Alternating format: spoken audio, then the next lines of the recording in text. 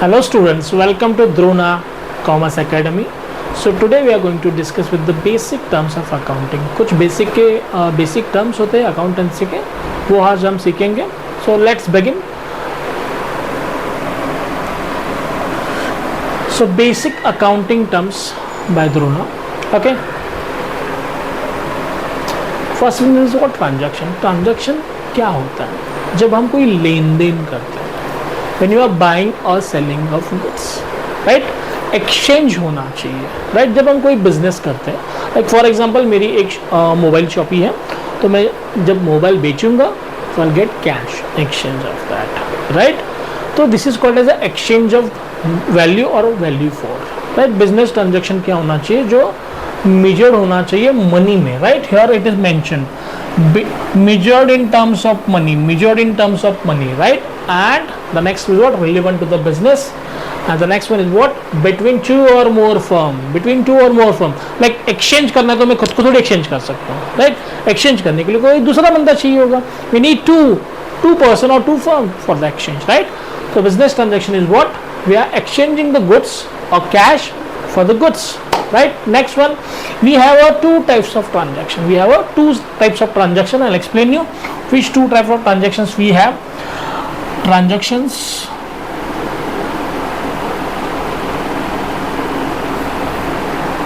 cash transaction and credit transaction. What is cash transaction? Is what? When you are buying the goods, आपने goods खरीदा और immediately पैसे दे दिए, या फिर हमने गुड्स बेचा और इमीडिएटली पैसे मिल गए, राइट? उसको हम कहते हैं कैश ट्रांजैक्शन, राइट? और क्रेडिट ट्रांजैक्शन क्या होता है? उधारी. सुना होगा, उधारी पे माल बेचना या उधारी पे माल खरीदना. ओके, एक एग्जांपल देता हूँ. एक सपोज तुम्हें एक पेन खरीदना है और तुम्हें स्टेशनरी शॉप में गए जो तुम्हारी सोसाइटी के बगल में, right? Just beside your society, and you ask for one pen. The pen is what? 20 rupees. So you ask for the pen, he give you the pen, तुमने उसके पैसे दे दिए, खत्म बात. ट्रांजैक्शन खत्म हो गया, कैश ट्रांजैक्शन है, राइट? तुमने पेन परचेस कर लिया, पैसे दे दिया, खत्म बात, राइट? बट क्रेडिट ट्रांजैक्शन क्या होता है? उधारी पे. जैसे फॉर एग्जांपल तुम्हारे पेरेंट्स घर पे नहीं है सपोज, और तुम्हें अर्जेंटली पेन चाहिए, तो क्या कर सकते हैं?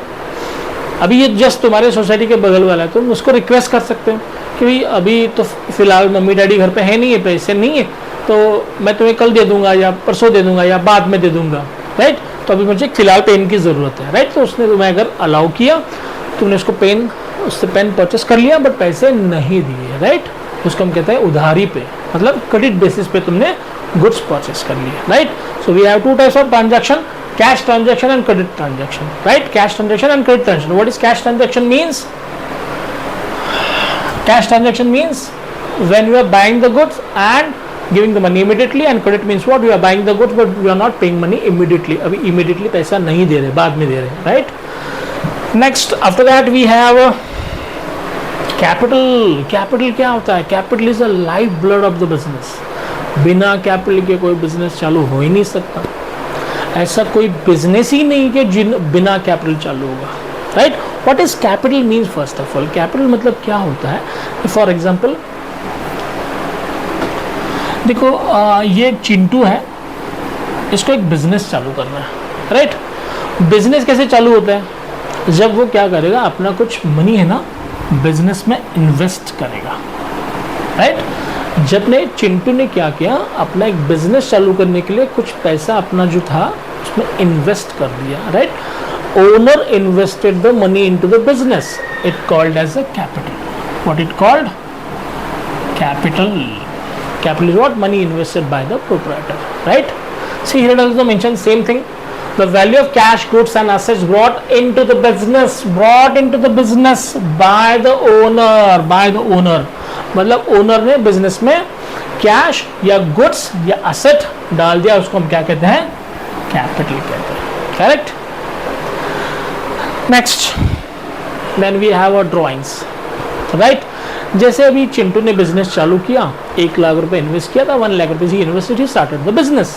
ना अभी क्या हुआ, उसके कुछ घर के काम आ गए, कुछ पर्सनल एक्सपेंस आ गए, राइट? कुछ पर्सनल एक्सपेंस आ गए, तो चिंटू ने क्या किया?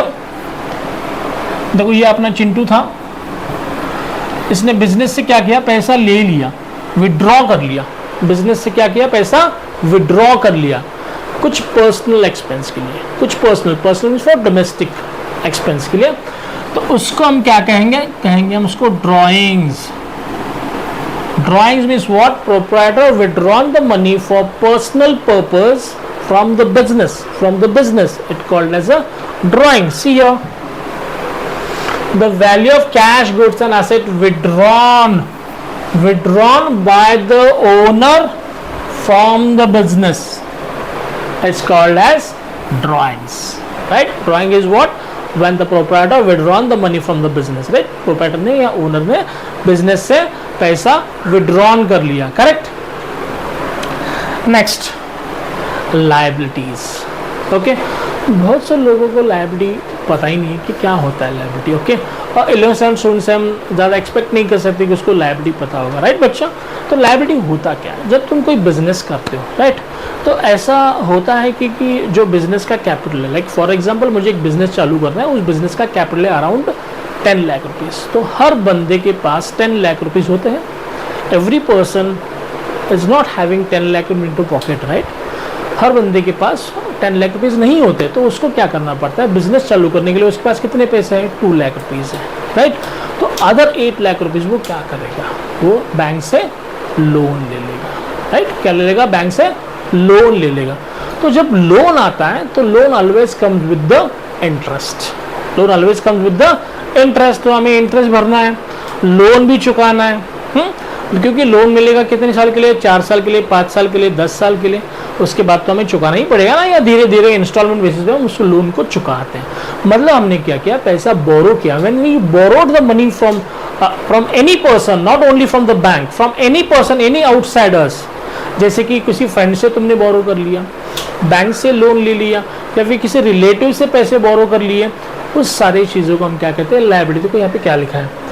Any amount payable by the business, payable because whenever we borrowed the fund we need to pay them.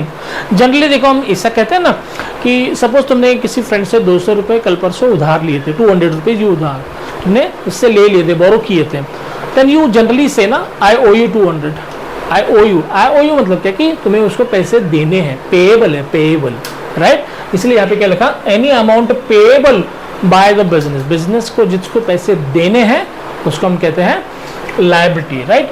To any outsiders apart from the owner, other than owner, outsider को किसी तुम्हें पैसे देने हैं उसको हम लायबिलिटी कहते हैं, right? Is known as a liability.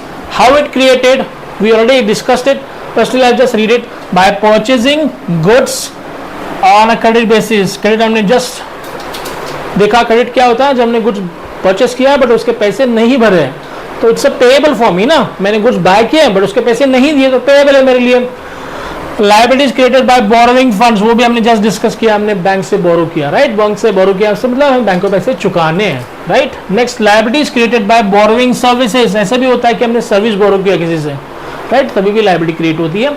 Liability के 2 मेन पार्ट्स होते हैं, current liability and long term liability. Okay, वो हम बाद में डिस्कस करेंगे because that is a other type of accountancy, right? Current liability and non-current liability. Then the most important part is what? Asset. Everyone, I guess you know about it, right? Asset. What is asset? तुम्हारे भी assets है खुद के, right? तुम्हारा जो mobile है ना वो asset है. तो basically asset is what? The property, what you possess. तुम्हारे पास जो है उसको हम कहते हैं asset है. जैसे मेरे पास मेरा बैंक बैलेंस है 10 लाख रुपीज़, मेरे पास कैश इन हैंड है 2 लाख रुपीज़, मेरे पास बिल्डिंग है, मेरे पास लैंड है, मेरे पास लैपटॉप है, मेरे पास मोबाइल है, वो सारी चीज़ को हम क्या कहते हैं? असेट. तो यहाँ पे क्या लिखा है? The assets are item having realizable value. जो मेरे पास असेट्स है, जैसे मेरे पास मोबाइल है, रिलायजेबल वैल्यू है, उसको मैं बेच सकता हूँ. I am going to sell and I am getting the money, right? तो मैं मोबाइल बेच के पैसे मिल सकते हैं, राइट? नेक्स्ट क्या है? Used by the business for its operation. Operation मतलब बिजनेस चलाने के लिए हमें उसकी ज़रूरत पड़ती है. जैसे फॉर एग्जांपल एक मैन्युफैक्चरिंग कंपनी है, मैन्युफैक्चरिंग कंपनी के लिए सबसे पहले क्या लगेगा? मशीन लगेगा जो उसको गुड्स प्रोड्यूस करके देगी, right? Every manufacturing company need machines and equipments to produce the goods for them, right? तो right, own by the business. Business का ओन होना चाहिए, ऐसे नहीं कि किराए पे लाया है मशीन, वो असेट नहीं होता, राइट। मशीन किराए पे लाया, इक्विपमेंट किराए पे लाया, वो असेट नहीं होता। For example crane, generally crane हम किराए पे लाते हैं ना, राइट। जब हमें कोई हमारी सपोज कार खराब हो गई, बीच में चलते चलते रुक गई, तो हम क्या करेंगे, क्रेन को हायर करेंगे। तो जो क्रेन को हायर किया, हमें क्रेन हमारी एसेट हुई क्या, नहीं हुई, कार हमारी एसेट है, राइट। क्रेन को तो हमने हायर किया, वो ओन नहीं करते हम, राइट। तो it should be own by the business. Okay, example दिए हुए कैश, लैंड, बिल्डिंग, मशीनरी, जैसे मैंने ऑलरेडी डिस्कस किया आपसे, right. These are what assets for a business, right. Assets classified in 3 types: fixed asset, current asset and fictitious asset. Fixed and current asset की बात करते हैं। फिक्स्ड मतलब जो हमारे पास लॉन्गर पीरियड के लिए रहते हैं, मोर देन 1 ईयर। जैसे फॉर एग्जांपल मैंने मशीन परचेस की है, ऐसा तो नहीं कि मैं मशीन परचेस करूँगा 6 महीने में बेच दूंगा। मोबाइल मैंने परचेस किया 6 महीने में बेच दूंगा, राइट। और एंड ऐसे तो हो नहीं सकता कि कोई लैपटॉप परचेस कर लिया और 6 महीने में बेच दिया, राइट। तो जनरली क्या होता है कि जब हम कोई असेट बाय करते हैं उसको हम लॉन्गर पीरियड के लिए हमारे पास रखते हैं। देखो यहाँ पे क्या लिखा है, लैंड, बिल्डिंग, मशीनरी, फर्नीचर, ये जो हम बाय करते हैं वो लॉन्गर पीरियड के लिए हमारे पास रहता है, right. More than a year for a long period of known as a fixed asset. Current asset is what, कि जो असेट्स में कैश में कन्वर्ट कर सकता हूँ with in 1 year. With in 1 year जो कैश में कन्वर्ट हो सकता है उसको हम कहते हैं करंट एसेट। अब देखो कौन से एसेट्स होते हैं, स्टॉक मतलब क्या होता है, जैसे मेरे पास जो हम गुड्स प्रोड्यूस करते हैं ना उसको हम स्टॉक कहते हैं, राइट। तो उस कैश को, स्टॉक को मैं क्या करूंगा, एंड कैश करूंगा, उसको कैश में कन्वर्ट करूंगा। कैसे करूंगा, जैसे मैं गुड्स को बेचूंगा तो मैं भी कैश में बेचूंगा तो इमीडिएटली कैश में कन्वर्ट हो जाएगा, क्रेडिट में बेचूंगा तो 2-3 महीने में कैश में कन्वर्ट हो जाएगा, बट वो कैश में कन्वर्ट हो जाता है with in a short span of time, less period में, कम टाइम में, विद इन 12 मंथ्स में। अगर मैं किसी भी एसेट को कैश में कन्वर्ट कर सकता हूं तो उस एसेट को हम करंट एसेट मानते हैं, right. Other classification of assets, tangible assets and intangible assets. अभी टेंजिबल क्या होता है, tangible we can feel, we can touch, land, building, furniture, machinery, ये सब टेंजिबल होते हैं, इसको हम फील कर सकते हैं, टच कर सकते हैं, राइट। तो दीज आर टेंजिबल। इनटेंजिबल क्या होता है, जैसे सॉफ्टवेयर हो गया, राइट। अभी जिस सॉफ्टवेयर पे आप ये देख रहे हैं, यूट्यूब कहते हैं उसको, राइट, या फिर कोई एक इंस्टाग्राम हो गया, एक सॉफ्टवेयर ही है, इसको हम कोई टच नहीं कर सकते, फील नहीं कर सकते, बट इट इज एग्जिस्ट। ये कंपनी का असेट है, goodwill, reputation is asset for a company, correct. So tangible, intangible होता है। Next, revenue.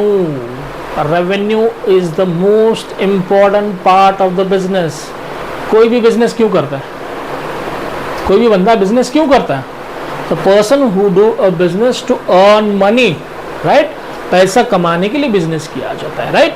तो रेवेन्यू क्या होता है, देखो रेवेन्यू के अंडर बहुत सारी चीजें आती है। ओके, सबसे पहले तो by selling the product. Revenue मतलब जो पैसा हम कमा रहे हैं हमारा प्रोडक्ट बेच के, राइट। जनरल बिजनेस सब लोगों को पता है, everyone do the business by selling their product, right, and by providing a services to customer. अब जैसे फॉर एग्जांपल लॉयर कोई चीजें थोड़ी बेचता है, lawyer is not going to sell any product, right, he is going to render the services. So revenue generation कैसे होता है, 2 चीजों से होता है। एक, first of all we are selling the product, हम गुड्स बेचेंगे, और दूसरा हम सर्विस रेंडर करेंगे, तभी भी हमें रेवेन्यू जनरेट होता है। देखो revenue are titled as sales revenue, जैसे हमने कहा कि गुड्स बेचेंगे, राइट।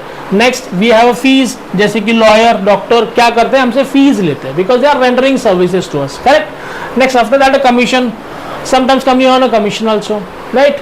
नेक्स्ट इंटरेस्ट, हम बैंक में हमने पैसे रखे हैं तो बैंक हमें क्या करेगी, इंटरेस्ट देगी ना, तो ये इंटरेस्ट होता है। डिविडेंड, हमने क्या किया, किसी और कंपनी में इन्वेस्ट कर लिया, एबीसी लिमिटेड थी, उसके पास कुछ एक्स्ट्रा पैसा आ गया तो उसने क्या किया, एक्सवाईजेड लिमिटेड में इन्वेस्ट किया। तो जब वो इन्वेस्ट करेगी, कंपनी का जो भी प्रॉफिट बनेगा एक्सवाईजेड लिमिटेड का, उसका सम प्रॉफिट एबीसी लिमिटेड को मिलेगा इन टर्म्स ऑफ डिविडेंड, उसको हम डिविडेंड कहते हैं, राइट। नेक्स्ट है royalty received, rent received, these are also a part of a revenue. When the goods and services are sold to the customers for a cash, it is a revenue, even on a credit also revenue. ऐसे नहीं कि सिर्फ cash में ही बेचेंगे तो revenue कहलाएगा, credit में बेचेंगे तो भी रेवेन्यू कहलाएगा, क्योंकि देखो कैश में बेचो या क्रेडिट में बेचो, इवेंचुअली कैश तो मतलब पैसे तो मिलने ही वाले हैं। कैश में बेचा तो इमीडिएटली मिल जाएंगे और क्रेडिट में बेचा तो बाद में मिलेंगे, but eventually we are going to get the money, right. Next expenditure, expenditure right. Every business जब होता है तो डेफिनेटली एक्सपेंडिचर तो होंगे ही होंगे। क्या है, बिना एक्सपेंडिचर कोई बिजनेस चल ही नहीं सकता। देखो क्या लिखा है यहाँ पे, resources consumed, expenditure is amount of resources consumed. जैसे फॉर एग्जांपल मेरी मोबाइल शॉपिंग हमने डिस्कस किया था, तो अगर मेरी मोबाइल शॉपिंग मुझे चलानी है तो सबसे पहले मुझे क्या करना पड़ेगा, वो मोबाइल शॉपिंग या तो वो प्लेस मुझे ओन करना पड़ेगा, नहीं तो मुझे रेंट से लेना पड़ेगा, राइट। अगर मैंने ओन किया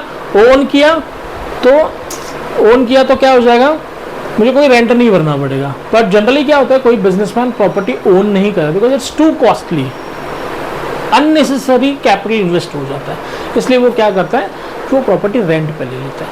तो मुझे रेंट भरना है, उसका हर मंथ भरना है, उसका इलेक्ट्रिसिटी भरना है, मुझे टेलीफोन बिल भरना है, उसका मुझे इंटरनेट बिल भरना है। तो जब कोई शॉप होता है तो ये सारी एक्सपेंसेस हम करते रहते हैं। तो एक्सपेंसेस का सिंपल डेफिनेशन क्या है पता है क्या, जब money which you are going to spend which is not going to generate any income और benefit in the future, it's called as expenses और एक्सपेंडिचर, राइट। अभी इसमें भी थोड़ा सा हमें और डीप में जाके देखना पड़ेगा। एक्सपेंडिचर और एक्सपेंसेस ऐसे दो कंसेप्ट, देखो ये तो एक्सपेंडिचर है, नेक्स्ट वाला है एक्सपेंसेस, ओके। तो एक्सपेंसेस एंड एक्सपेंडिचर में फर्क क्या होता है, देखो यहाँ पे मैंने 4 एग्जांपल दिए हुए हैं, machinery purchase, salary paid, wages paid and furniture purchased. तो इन चारों में से एक्सपेंडिचर कौन सा है और एक्सपेंसेस कौन सा, ये हम पढ़ेंगे पहले भी।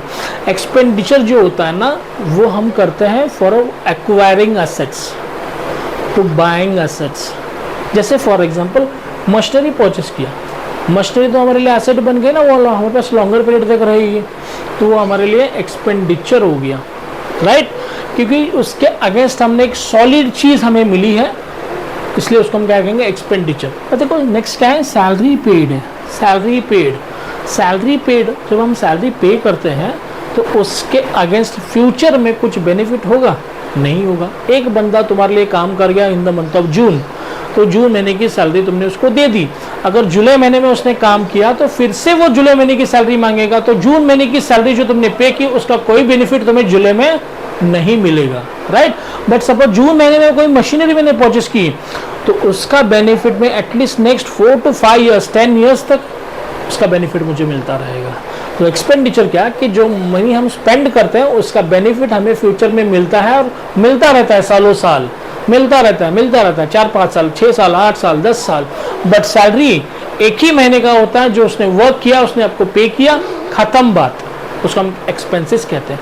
वैसे ही उसी लॉजिक से भी बताओ मुझे वेजेस पेड क्या होगा, बच्चा बताओ वेजेस पेड क्या होगा। वेजेस पेड कोई लॉन्गर पीरियड के लिए नहीं होता है, एक ही महीने का होता है, कभी कभी वीकली होता है, कभी कभी डेली होता है, राइट। तो वेजेस पेड क्या होता है, एक्सपेंसेस हो गया। और फर्नीचर परचेस क्या हो गया, एक्सपेंडिचर हो गया, क्योंकि जब मैंने कोई फर्नीचर परचेस किया तो मेरे पास वो लॉन्गर पीरियड तक रहेगा। क्लियर, एक्सपेंसेस तो ऑलरेडी हो गया। नेक्स्ट इनकम क्या होता है, जब हम कोई पैसा कमाते हैं, राइट। तो कमाने के हर बिजनेस के अलग अलग सोर्सेस होते हैं, राइट। सिर्फ सेल्स पे ही पैसा मिलता है ऐसा नहीं होता। देखो यहाँ पे क्या लिखा है, income is the increase in the net worth. Net worth मतलब क्या होता है, नेटवर्थ मतलब कैपिटल या फिर बिजनेस का वैल्यू। जैसे हम कहते हैं ना कि भाई ये बंदा तो इंडिया का सबसे ज़्यादा अमीर इंसान है, मुकेश अंबानी, इसका नेटवर्थ है $8 billion, $9 billion, $10 billion, $50 billion। Net worth मतलब उसकी वैल्यू, उसके जो असेट्स, उसकी जो प्रॉपर्टी है, उसकी वैल्यू कितनी है, राइट, उसको हम कहते हैं नेटवर्थ। हाँ, तो इनकम क्या करेगा, डेफिनेटली जैसे वो पैसा कमाते जाएगा उसका इनकम बढ़ता जाएगा, इनकम बढ़ेगा तो नेटवर्थ बढ़ेगा, right. Next, income is comprehensive term which include profit also on sale of goods, on sale of business asset. Income is classified into the revenue income and capital income. Now revenue income और capital income होता क्या है, right. देखो यहाँ पे ऐसा लिखा है कि रेवेन्यू इनकम हमें रिकरिंग बेसिस पे मिलता है, कीप गेटिंग। रेवेन्यू मतलब जैसे फॉर एग्जांपल, जैसे हमने डिस्कस किया था कि मेरी एक मोबाइल शॉप है, तो जब मेरी मोबाइल शॉप है तो मैं डे टू डे बेसिस पे क्या बेचता हूँ, मैं mobile बेचूंगा, right.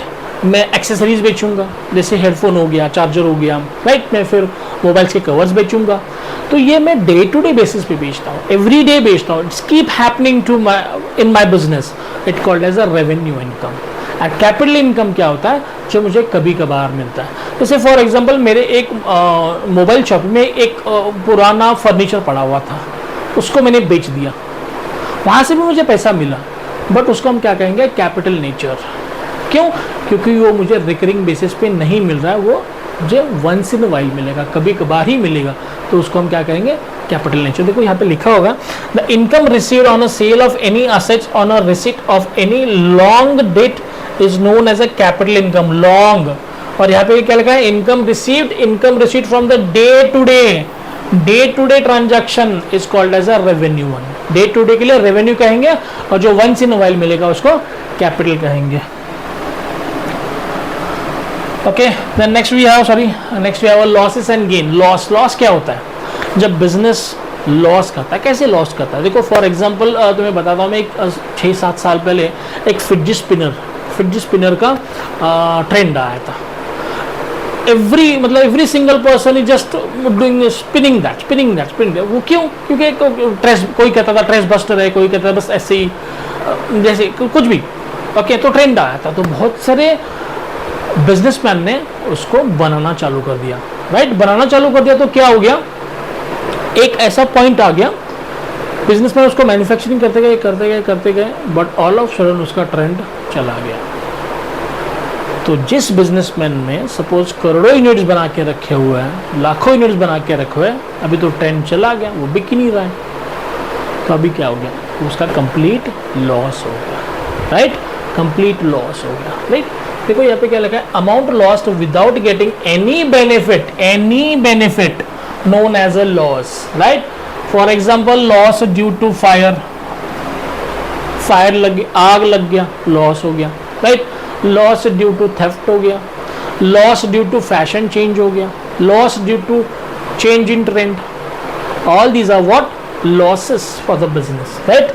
Next, excess of revenue, expenses over revenue, means तुम्हारे खर्चे ही ज्यादा हो गए, इनकम से ज्यादा तो खर्चे हो रहे हैं, तो उसको हम कहते हैं लॉसेस, राइट।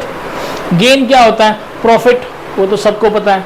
गेन मतलब एक चीज मैंने 10 की खरीदी, 12 की बेची, तो मेरा प्रॉफिट हो गया, तो उसको हम कहेंगे रेवेन्यू ओवर एक्सपेंसेस। बट अब जनरली बिजनेस ऐसा ही चलता है, जब मैं कोई 10 की चीज खरीदूंगा, 10 रुपये की चीज़ में उसको डेफिनेटली 11 या 12 रुपीज़ में ही बेचने की कोशिश करूँगा, because I want to earn money, that is a business, right. Business is what, to earn money, correct. Purchases क्या होता है, जब मैं कोई चीज़ परचेस करता हूँ, तो हर एक चीज़ जो परचेस करता हूँ उसको परचेजेस नहीं कहते। देखो जैसे हमने शुरू से डिस्कस करते आ रहे कि मेरी मोबाइल शॉप है, राइट। तो अगर मैंने मोबाइल्स बाय किए ना, तो उसको हम कहेंगे परचेजेस। मैंने मोबाइल्स बाय किया तो उसको हम कहेंगे परचेजेस, बट मैंने मेरे शॉप के लिए एसी बाय कर लिया तो उसको परचेस नहीं करेंगे। क्यों? क्योंकि परचेस का टर्म क्या कहता है कि the goods which you bought it for a resale purpose, resale, बेचने के लिए, फिर से बेचने के लिए तुमने खरीदा है, उसको खुद के यूज के लिए खरीदा, तो उसको परचेजेस नहीं कहेंगे। देखो, the item in which the trader is trading are called as goods, right। जैसे मोबाइल्स मेरे लिए गुड्स हो गया, goods received by the trader for cash or on credit are known as the purchases, right। in a trading concern the purchases are made for resale purpose। तुमने उसको खरीदा है फिर से बेचने के लिए, राइट, विथ और विदाउट प्रोसेसिंग। अभी विथ और विदाउट प्रोसेसिंग क्या होता है, जैसे फॉर एग्जांपल अगर मैं मैन्युफैक्चरर हूँ तो मैं रॉ मटेरियल बाय करूंगा, उसको प्रोसेस करूंगा और फिर बेचूंगा। अगर मैं होलसेलर हूँ तो मैं क्या करूंगा, रेडीमेड प्रोडक्ट मैन्युफैक्चरिंग से परचेस करूंगा और उसको बेचूंगा, राइट। विथ मतलब क्या कि मैं मैन्युफैक्चरर हूँ, और विदाउट मतलब मैं होलसेलर का काम कर रहा हूँ। जैसे मोबाइल शॉप ही है, मैं कुछ करता हूँ क्या, कुछ नहीं करता हूँ, manufacturer Vivo, Oppo, Apple, Samsung से परचेस करूंगा, सीधा कस्टमर को बेच दूंगा without any processing. But the main purpose is what, resale. I'm buying it for the resale purpose, okay। Next we have a sales. Everyone knows sales is what, when we are selling the goods on a cash or credit basis to a motive of earning money। Next stock remaining unsold. Remaining unsold क्या होता है? जैसे for example एक manufacturing company है, उसने AC बनाने हैं और उन्होंने क्या किया, एक साल में 1000 एसी बना दिए, एक साल में 1000 एसी बना दिए, बट उस 1000 एसी में से उसी पर्टिकुलर ईयर में, इस पर्टिकुलर ईयर में they are only able to sell 800 AC, सिर्फ 800 एसी ही वो बेच पाए। तो बाकी जो बचा 200 एसी उसको हम क्या कहेंगे? Remaining unsold. उसको हम क्लोजिंग स्टॉक भी कहते हैं। क्या कहते हैं? क्लोजिंग स्टॉक, बचा हुआ सामान। उसको हम क्या करेंगे? डिस्काउंट पे बेच देंगे। Okay, on hand at the end of the accounting period, हाँ, क्लोजिंग स्टॉक होता है, right. Next we have debtors, the most important part of a business transaction. Debtors क्या होता है? जो बंदा हमसे गुड्स खरीदेगा, राइट। एक एग्जांपल देके समझाता हूँ डेटर्स के। एक मिस्टर बी है जो क्या काम करता है? होलसेल का काम करता है। मिस्टर बी क्या काम करता है? होलसेल का काम करता है, राइट। अभी होलसेलर गुड्स बनाता है? नहीं बनाता। वो क्या करता है? किसी मैन्युफैक्चरर से परचेस करता है, राइट। और किसको बेचता है? रिटेलर को बेचता है। एवरीवन नोज दैट ये चेन होती है, manufacturer to wholesaler, wholesaler to retailer, ये चेन बनती है अपनी बिजनेस की, राइट। तो बी एक काम, बंदा क्या काम करता है? होलसेल का काम करता है। तो ये क्या करेगा? ये गुड्स खरीदेगा। किससे खरीदेगा? ए से खरीदेगा। ए क्या है? मैन्युफैक्चरर है। ए क्या है? मैन्युफैक्चरर है। तो ए से बंदा ये क्या करेगा? गुड्स खरीदेगा। और ये क्या, ये किसको बेचेगा? सी को बेचेगा। सी क्या है? एक रिटेलर है। और फिर रिटेलर क्या करता है? एंड यूजर्स को, मतलब हमें या तुम्हें बेचता है। एंड यूजर्स, जिसको हम कहते हैं यूजर्स, कंज्यूमर्स, कस्टमर्स, राइट। तो ये ऐसा चेन होता है, राइट। तो ये सारे transaction between manufacturer to wholesaler, wholesaler to retailer, retailer to end user, ये सारे ट्रांजैक्शन मोस्टली क्रेडिट बेसिस पे चलते हैं। अब ऐसा क्यों क्रेडिट बेसिस पे? सर ऐसा कैसे कह रहे हैं आपकी सारे के सारा ट्रांजैक्शन क्रेडिट बेसिस पे चलते हैं? क्यों रीज़न है ऐसा? जैसे फॉर एग्जांपल मान के चलते हैं कि बजाज कंपनी है। बजाज कंपनी अभी इस्त्री भी बनाती है, फैन भी बनाती है, राइट। बजाज कंपनी ने बोला कि भाई नहीं, इसके आगे हम सिर्फ कैश बेसिस पे ही बेचेंगे, अगर तुम्हें माल चाहिए तो कैश ले आओ, माल लेके जाओ, राइट। तो होलसेलर क्या बोलेगा? सर ऐसा तो है थोड़ी कि बस मार्केट में आप अकेले हो, मार्केट में और भी तो फैन बनाने वाली कंपनी है, ओरिएंट है, और भी 50 कंपनी है, तो वो तो उधारी पे देने के लिए तैयार है। तो तुम हम आपसे माल क्यों ले? नहीं चाहिए आपसे माल मुझे। तो कंपटीशन की वजह से हमें ये माल उधारी पे बेचना पड़ता है। Due to heavy competition in the market we have to sell our product on a credit basis, right. तो क्या करेंगे? ये बी क्या करेगा? जब गुड्स परचेस करेगा तो ये क्रेडिट बेसिस पे करेगा। इवन बी जब सी को बेचेगा ये भी क्रेडिट बेसिस पे बेचेगा, राइट। तो अब हम बी की बात कर रहे हैं, हम बी है, तो बी के लिए जो सी है ना, सी जो उसका कस्टमर है, उसको हम कहेंगे डेटर्स। क्या कहेंगे? डेटर्स। डेटर्स का क्या मतलब होता है? कि जिसको हमने माल बेचा है। देखो बी ने क्या किया? ए से खरीदा और बी ने सी को बेचा, तो सी बी के लिए क्या हो गया? कस्टमर हो गया। और वो कैसे माल बेचा है? उसने धारी पे बेचा है, क्रेडिट पे बेचा है। तो क्रेडिट पे बेचा है तो उसको हम क्या कहेंगे? Debtors. The person who bought the goods from us on a credit basis is called as a debtors, right. और दूसरा कंसेप्ट क्या है? अभी बी के पॉइंट ऑफ व्यू से सोच रहे हैं, बी के पॉइंट ऑफ व्यू से सोच रहे हैं, तो बी के लिए ए जो होगा ना, उसको हम कहेंगे क्रेडिटर्स। क्या कहेंगे? क्रेडिटर्स। क्योंकि बी ने ए से गुड्स खरीदा है और वो भी क्रेडिट बेसिस पे, उधारी पे, तो बी ए को ओ करता है। तो जिसको हम ओ करते हैं या जिससे हम गुड्स परचेस करते हैं ऑन अ क्रेडिट बेसिस, उसको हम कहते हैं creditors. Okay, so that's it for the today. We are going to continue with the basic terms and we are providing home tuitions as well as the group tuitions as well as the online tuitions.